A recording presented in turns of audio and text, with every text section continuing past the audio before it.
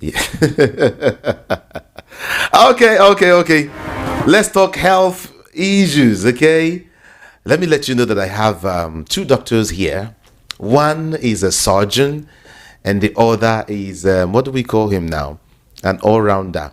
It does a little bit of everything. Dr. Charles Adeogun, good to have you join us. Good morning, thank you. Good morning to you. And Dr. Lumumba is also here. Like I told you, he is a surgeon. Good to have you join us, Aya. Thank you. Okay. Thank you for having me. Beautiful. Everyone, feel free to join the conversation. YouTube is open for you, okay? Let's have a very robust conversation today. And hey, I remember that I didn't treat all of the questions you sent the last time, right? Okay, do well to send them back again. And some more, okay? Just feel free. We'll talk about some very important issues, today. But today is going to be like a part two. Like I told you, feel very free to call me Dr. Jude. Not doctors, they talk. When doctors are talking, you cannot, because we have the capacity. Am I lying? Correct capacity. Oh, exactly. Thank you so much. So today, we'll be looking at, of course, fertility struggles. We started discussing fertility struggles and understanding male and female infertility. It's going to be a part two, today. I recall Dr. Charles Adeogun was able to answer, so many questions, last Thursday. And we thought, okay, let's do a part two today because you still want to talk about infertility in both male and female. Why? Why infertility? And in fact, he told me something last week that shocked me so much, when,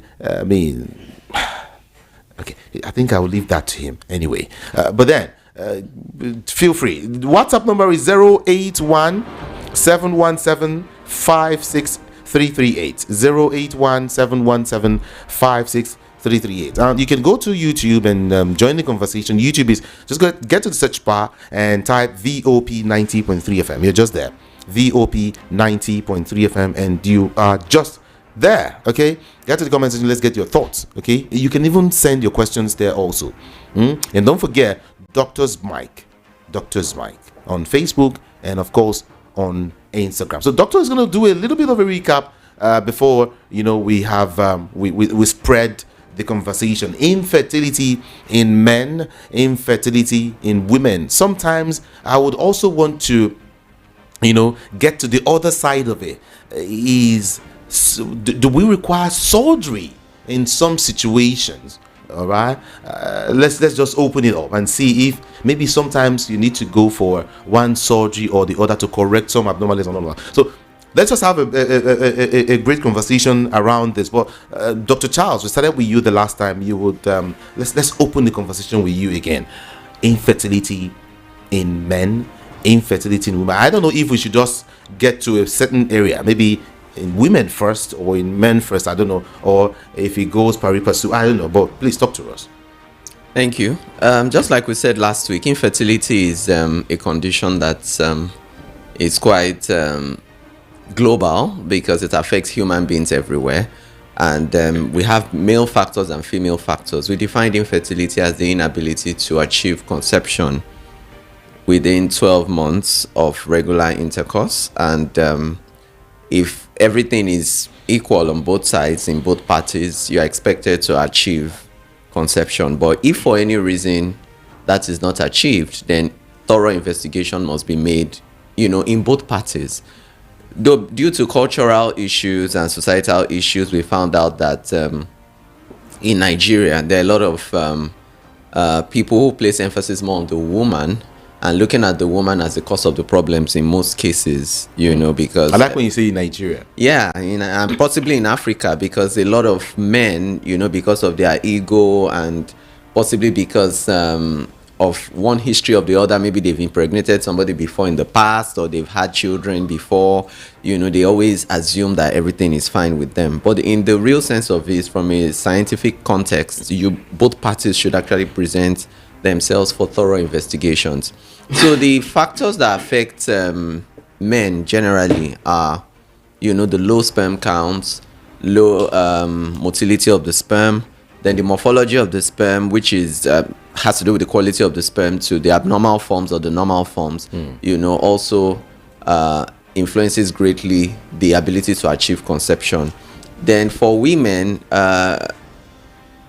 improperly treated sexually transmitted infections, blocked fallopian tubes, hormonal irregularities or hormonal dysfunctions, or you have people who for some reason they don't ovulate, they have anovulatory cycles, or you have women They don't ovulate. Yeah, they don't ovulate. And then sometimes you have some women who have what we call PCOS, the polycystic ovarian syndrome, which makes them have poor quality eggs, and they are not able to achieve conception, or even if they do, they are prone to recurrent miscarriages. All these are, part of what we talked about last week, just to touch on both male and female aspects. Then it's important for us to know that sexually transmitted infection in both genders goes a long way to affect fertility.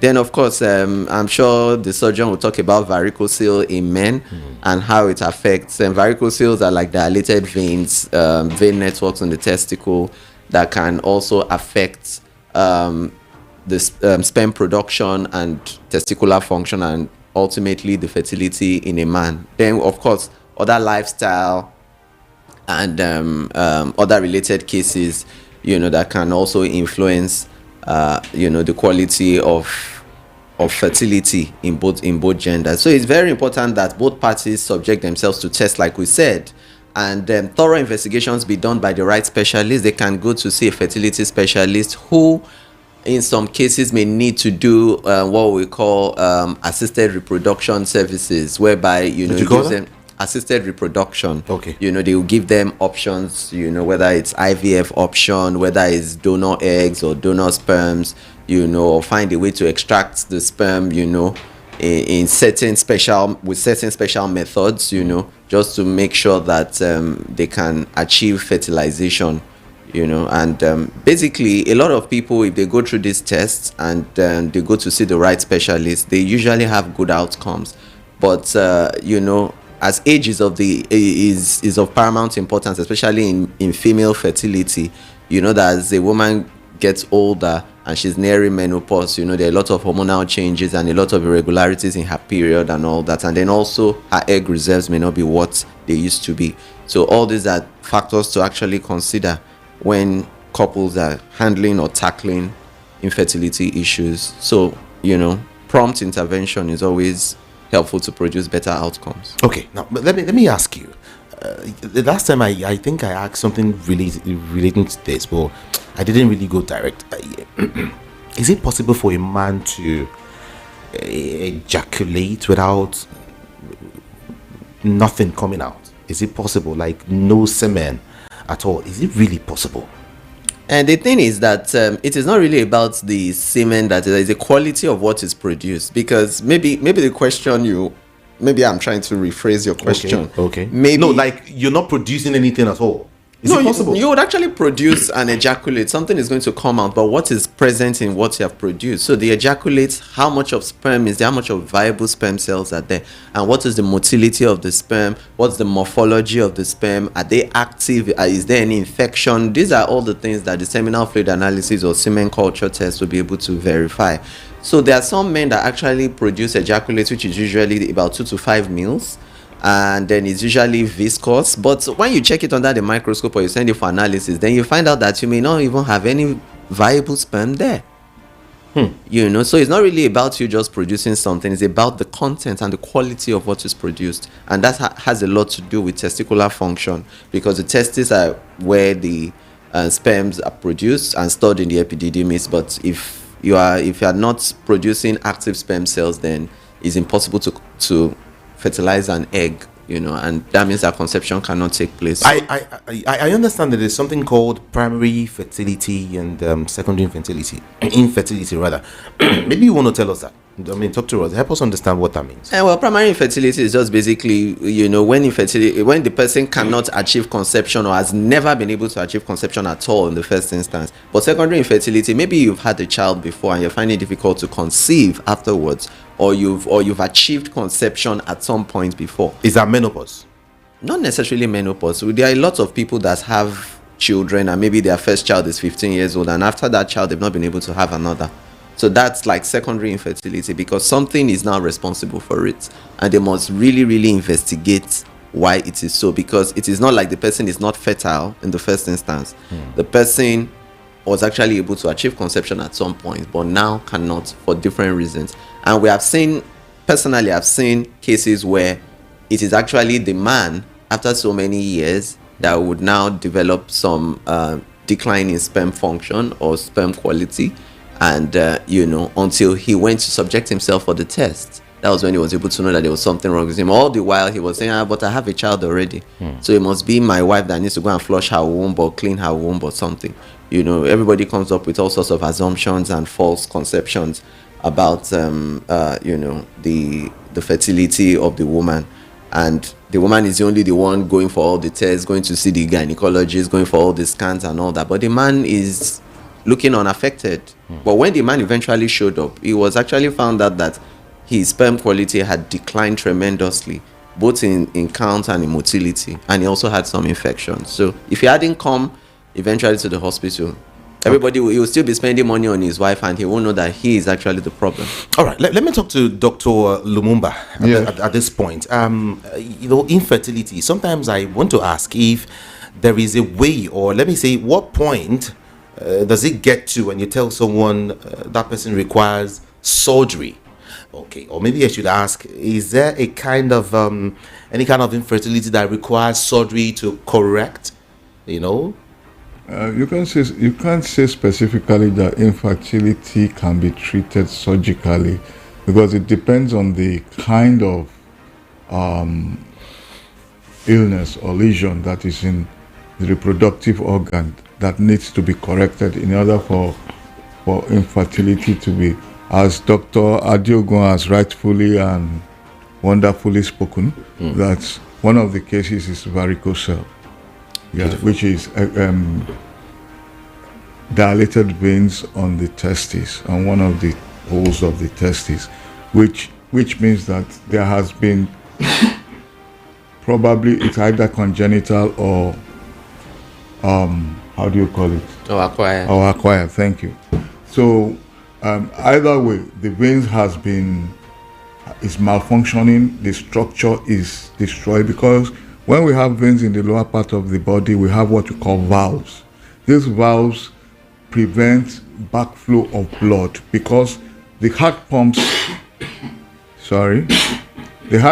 the blood into the arteries, and the structure of the artery is elastic and it keeps the pressure. But when the blood goes through the capillaries and comes out, starts to collect back into the veins, it has totally lost pressure. Some force must push this blood back into the heart, and we don't want to go into that. And there are several mechanisms: the oncotic pressure of the blood, the sucking action of the heart, and the negative pressure in the thoracic cavity. Sorry, I trained in Poland, so these words are clashing in my brain. And I don't want to start speaking Polish. So, and one of the main things, the muscles of the lower extremities are very vital. And when those muscles work, like in the heart, we have valves that direct blood in one direction. The valves in the legs to help direct blood in the other direction. If you could see, I could have demonstrated the presence of the valve in my what do you call it? Superficial veins, and in that wise, especially when the intima, the inner lining of the vein is destructed, the valve especially are always at times affected. So instead of holding up the blood, pushing it in one direction, when the blood goes up, it comes down.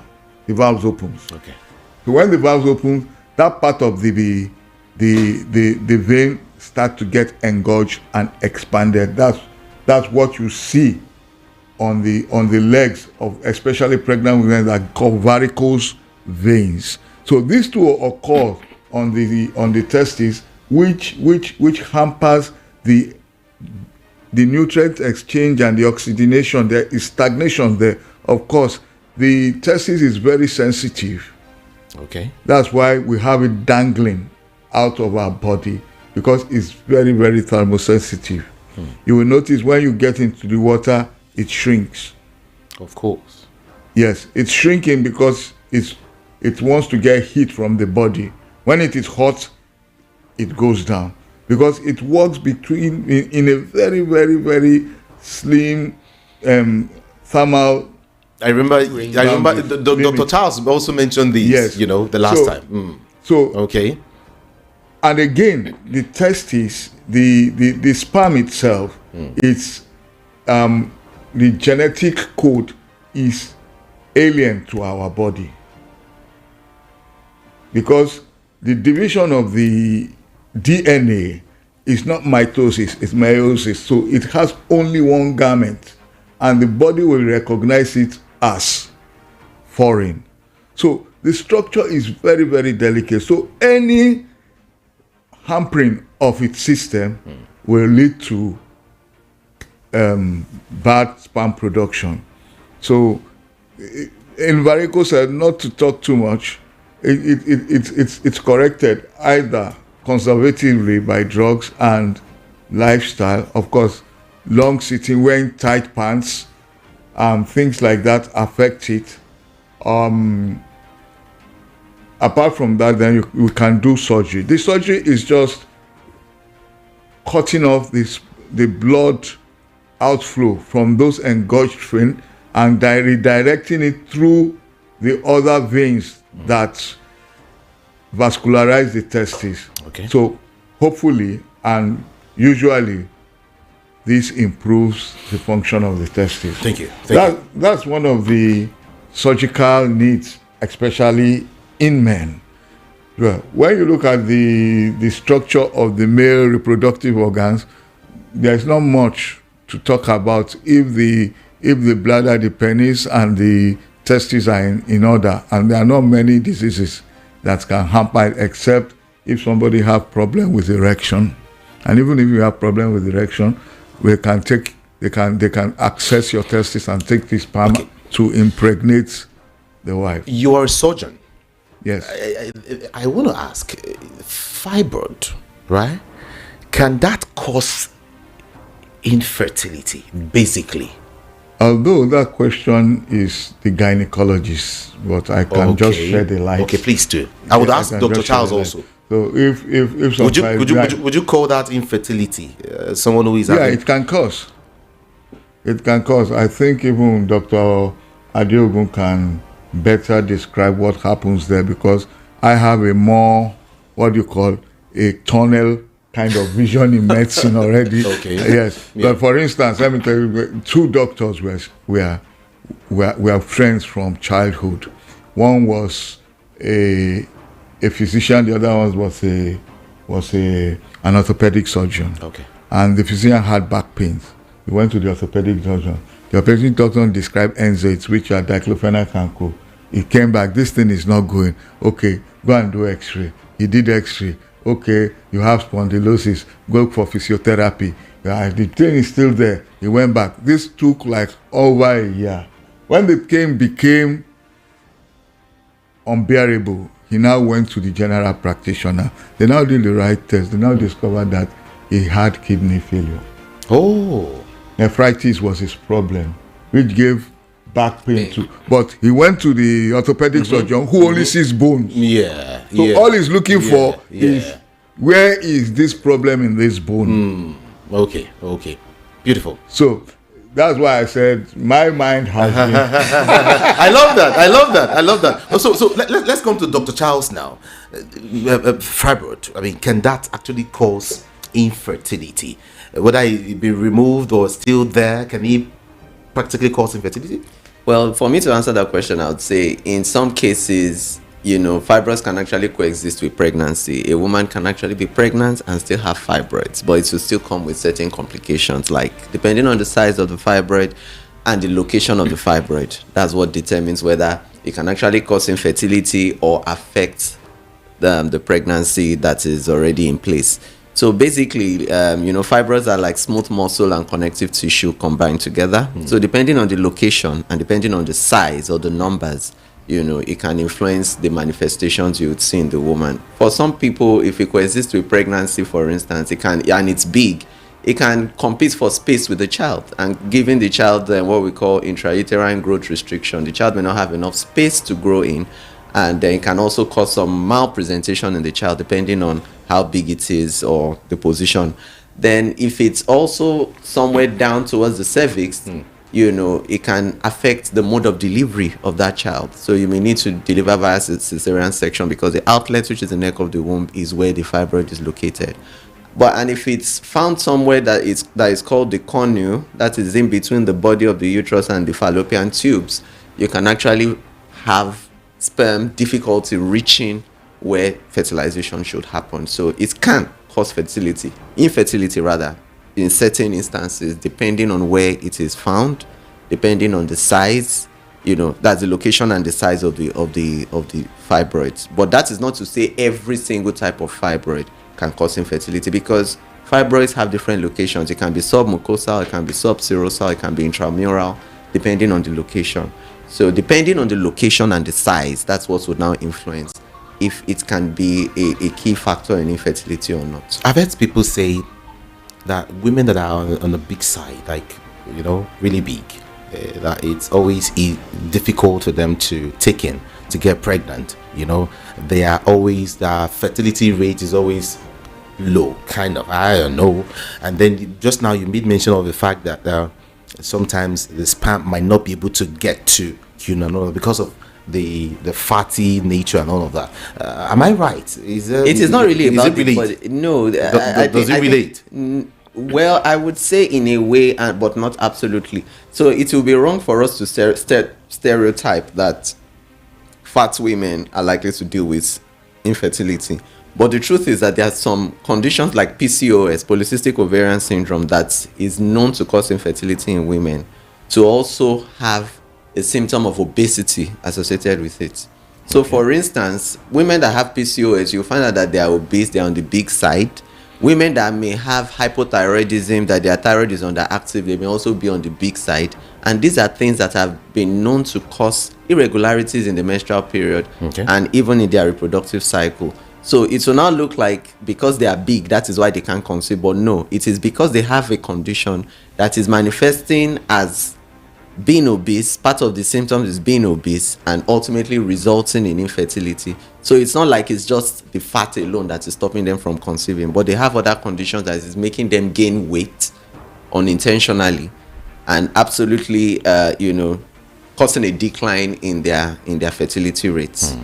Next week we'll talk about women. Let's just focus on men. There's so many questions I would have loved to ask, as regards infertility in men, but let's see how it goes before we wrap things up. Though I'm about taking questions now, I have some questions already, but let's see. I really want us to have a detailed understanding of this, because a whole lot of persons are listening to us from Nigeria and outside Nigeria right now, and I want them to also send questions. Okay, now away from that, someone is asking a question. Let's see. Let me look at this question. He said, "Good day. All of these we're discussing, male and female infertility is actually becoming a scourge among our younger generation. Please, what would you call incomplete or undeveloped testes? And undescended testes. What would you call that?" Okay, well, that's a condition. It's a surgical case, but we can start. Okay. Undescended testis is a condition whereby the testis does not drop into the scrotal sac where it's supposed to be, because the testicles actually are confined within the scrotal sac. So during fetal development, it's actually an abdominal structure that descends across the path through the inguinal area and then descends into the scrotum. But in some cases, you find out that maybe one or both may not descend.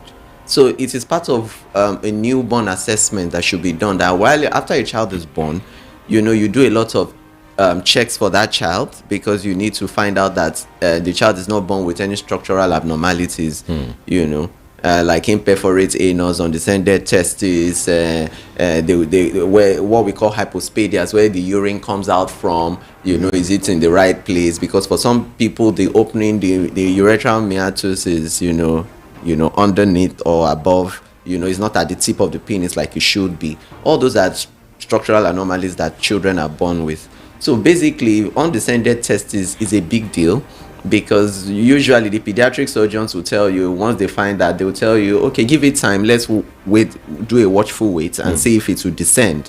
But if it doesn't descend by the child's second year of life, then they may need to do a surgery, to go and find that testis and then bring it into where it should be and fix it there. Yes, it's important, because if you leave it in the abdominal region, the heat in the abdomen is going to destroy it. And then once it destroys it, then the testicular function is gone. Is it possible for a man to live with just one testicle? Yeah, when people have testicular torsion and one is gangrenous, they live with one and they can still even impregnate. And the person is still perfect? Is it's okay? Is it possible? It can happen. A lot of people have testicular torsion, and Dr. Tegbe can talk more on that. Yeah, it does happen. It happened to my son. And I've had a few patients that we had to fix the testes. In undescended testes, God knows the reason why the other testes did not descend, or both did not descend adequately through the inguinal canal via the tunica vaginalis into the scrotum. So what we just do is that we look for the testes, we anchor it with a suture, and we pull it down gradually as much as we can, passing the suture that we used to anchor it through the scrotum, and we attach it to the thigh. Okay. In Nigeria, they attach it directly to the thigh with the suture. Where I train, we attach that suture to an elastic band. So there is a continual, persistent traction. The essence is, while the band is pulling in, the cells are stimulated to, and what the vast difference, the cord connecting the testis to the body, and with the, vessels and spermatic cord are stimulated to extend, and they extend back gradually into the scrotum. So after some weeks, when it's extended, we remove the suture and everything is okay. We usually have recoveries. In testicular torsion, the reason is that the testis actually stays in the scrotum in a particular way. It's attached to the scrotal wall. But in some cases, it hangs too loosely and start to spin around its axis. So when it spins around its axis, it causes pain and other symptoms, swelling, and it gets strangulated. The blood supply is eventually cut off. Yes. So if you don't open it and unspin it and anchor it so it won't spin again, it will die. I've had one case like that we had to, partially castrate, remove the testes. And the boy survived. Yes, he said it got gangrenous, it was black. So that's you mean one of it or both? One. Okay, you remove it completely. Yes, we have to. Although, or else it will start to decay and cause a worse problem. So it happened to my son, because I was a medical doctor, I was able to detect it on time. I called in my colleague, a senior colleague, Dr. Shagun, I've forgotten his name. Okay. So, Padiron, he came and we anchored me, the testes back. He's well and doing now. That time was 16, he's 18 now, with both testes. Okay. Let me check out more questions. But I think we should, I'm sorry to interject. I think we should quickly add to the fact that if undescended testis happens to a child, apart from the fact that it could be denatured in the abdomen, there could also be a risk of malignant transformation too. Yes. So it could become cancerous if it's not handled quickly. So we need to emphasize that if anybody has any child or baby with undescended testis, it should be treated as a matter of urgency. Okay.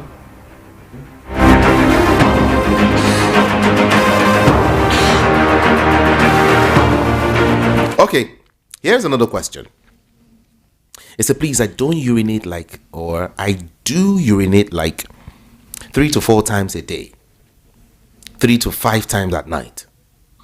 Before I can drink up to 6 to 7 sachet of water in a day. So I thought it was because of that.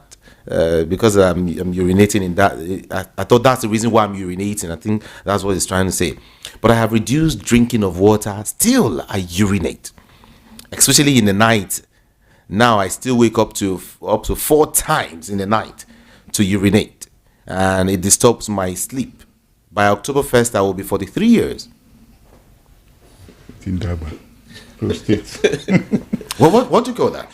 Yeah, well, it could be a number of factors, because when a person is urinating too frequently, we're thinking of, could it be a UTI, that's urinary tract infection? Could it be high sugar? You know, if you are diabetic and maybe you don't know and you have a positive family history. Diabetes insipidus. Yeah, or diabetes insipidus, yes. Or basically you're beginning to have some prostate enlargement and it's causing some obstructive symptoms. So you can't completely void your bladder.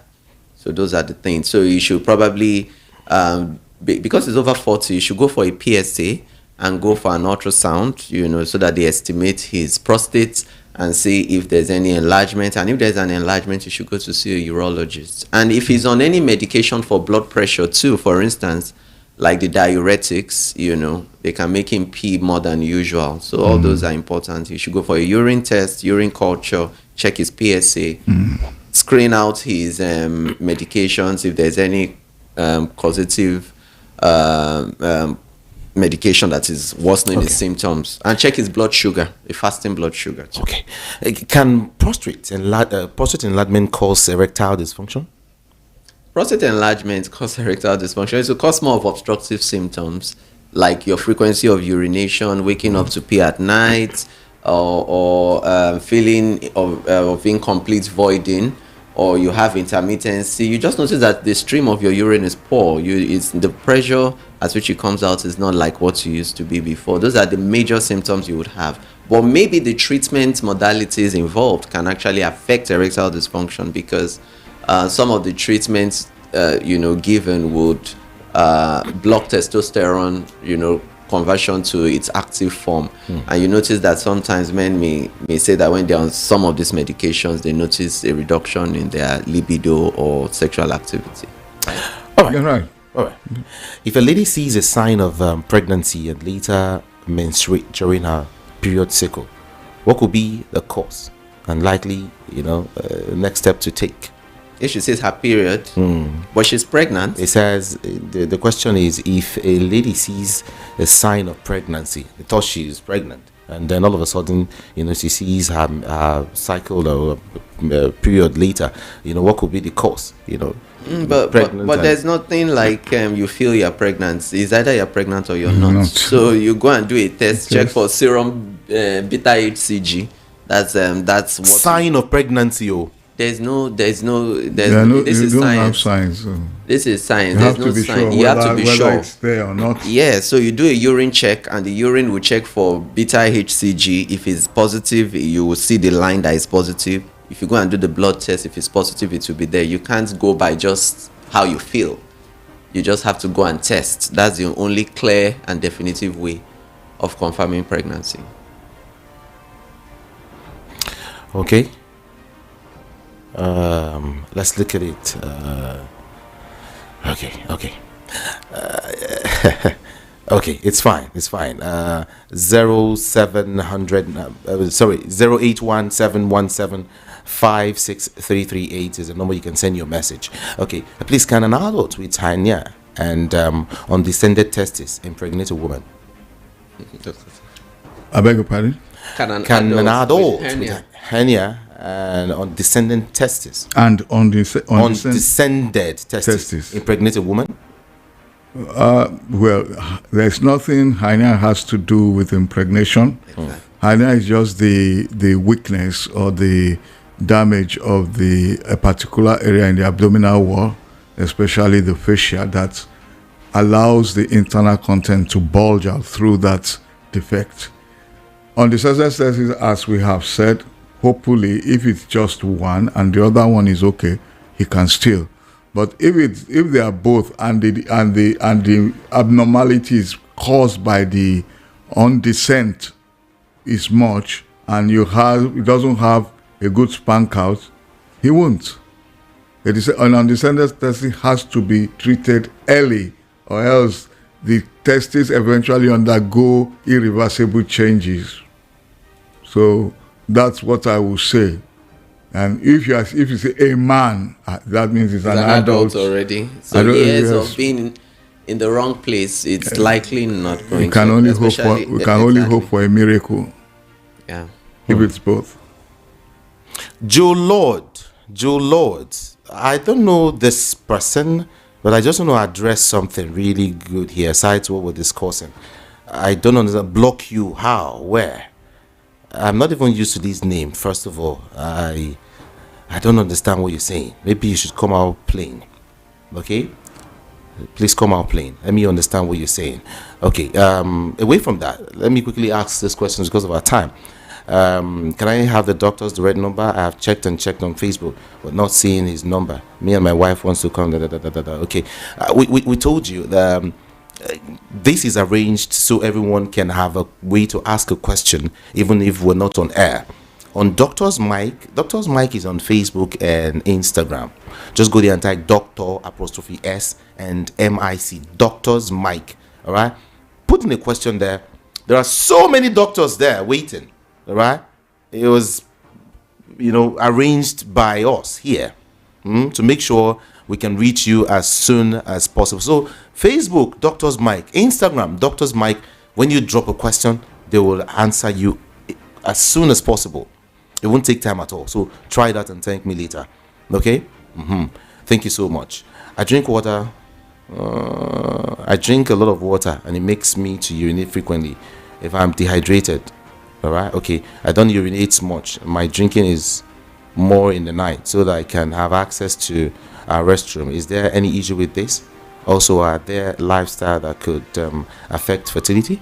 That's what this person is saying, Dr. Charles. Well, for drinking, you should have at least 2 to 3 liters of water a day. We live in the tropics, we sweat a lot, and you lose water, in your urine, in your bowel movements, through your sweating, and insensible water loss through breathing.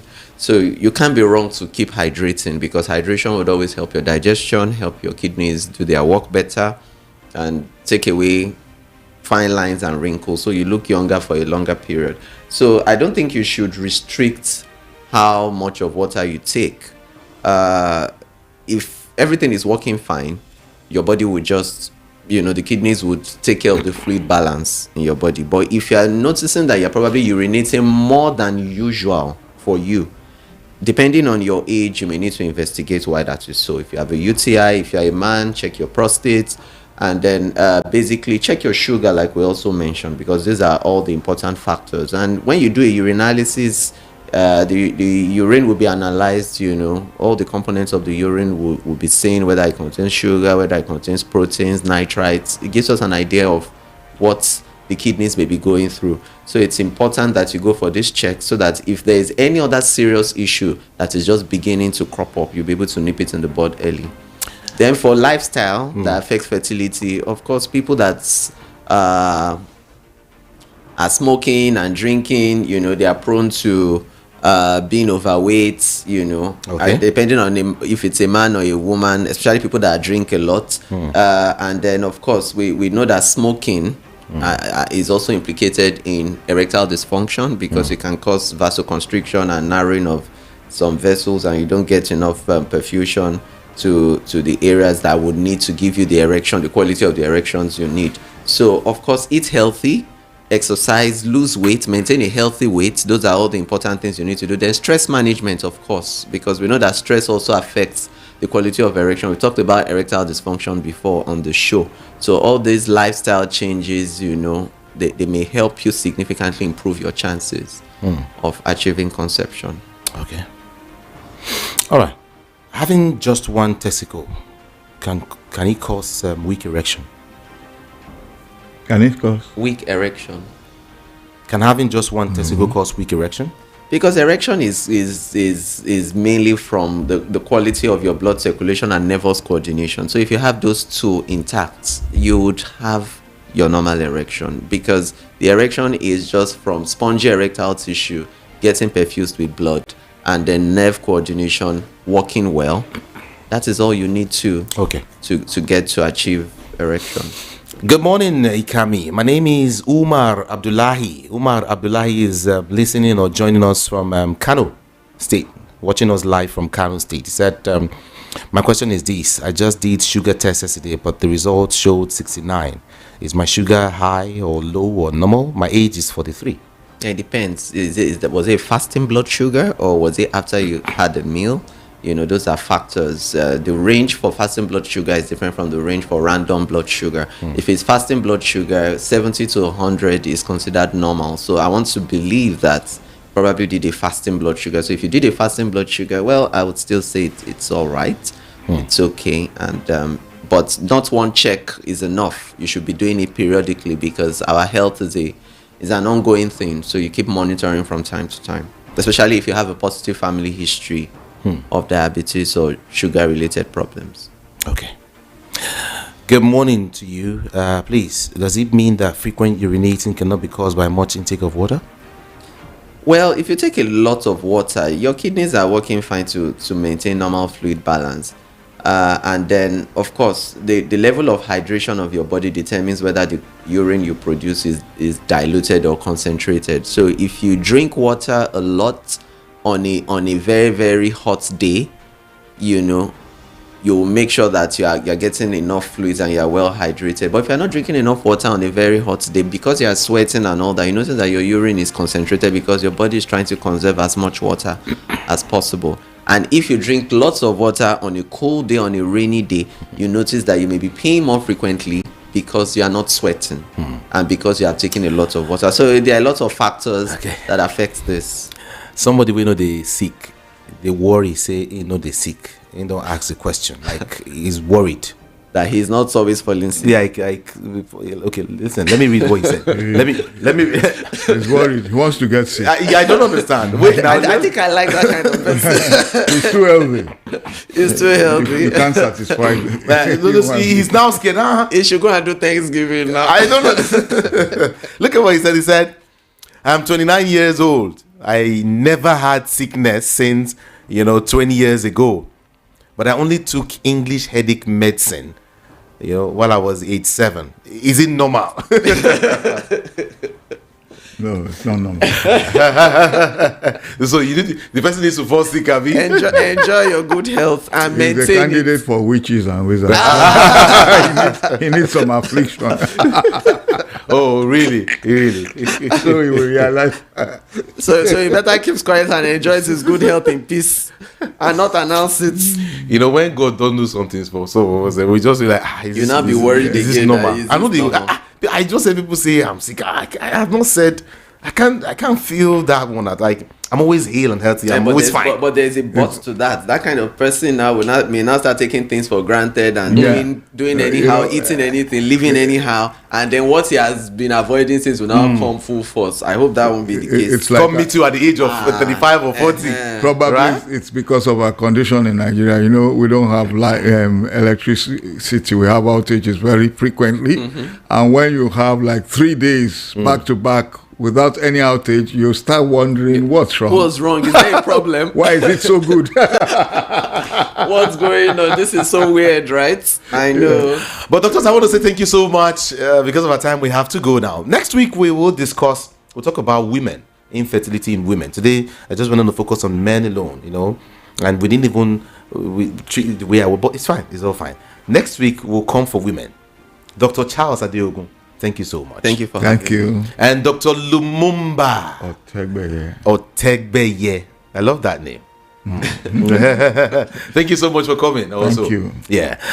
Okay, don't forget, I told you Doctor's Mike on Facebook, Doctor's Mike on Instagram, and in fact, the doctors here are ready to even, talk to, I mean, how do I call that now? Okay, so we're open to invitations for Will you help everything me? that has to do with public health enlightenment, preventive care, open to seminars. We organize seminars, we organize outreaches, we organize conferences for corporate organizations, for estates, for churches, for schools, anything that is relating to health and passing quality health information to the people that need it, because we notice that now in our society it's all about looking for solutions when there's a problem already. So we are now going into preventive care. What are the things we can put in place, the strategies and the health promotion strategies we can put in place to ensure that these problems don't even arise in the first instance. And we would like to even catch them young, especially the young folks, knowing all the right things to start doing in terms of diet, in terms of lifestyle, and things to watch out for to improve their quality of health. So if anybody is interested in things like that, you can reach out to us. We'll be glad to help. I'll be glad to give our services to you in a swift manner. So we expect to hear from you on all the social media handles. Yeah, Doctor's Mike, like I told you. Doctor's Mike everywhere. Thank you so much, Doc, for coming. Thank you. Appreciate you. My name is Jude on social media, Facebook, Instagram, Twitter, everywhere. Just go and type IKAMIJUDEH. IKAMIJUDEH. I love you all so much, and I will be back here tomorrow by the special grace of God. I'll give you a song by Michael Jackson. I love this song so much. Lost Children. Be good. I'm out of here.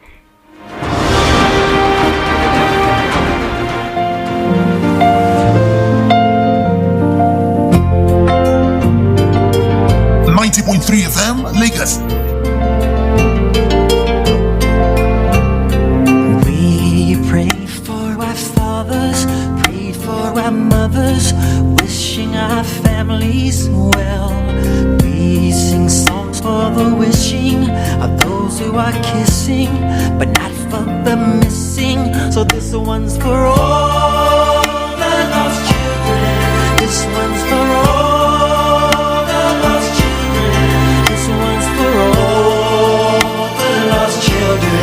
Wishing them well and wishing them home.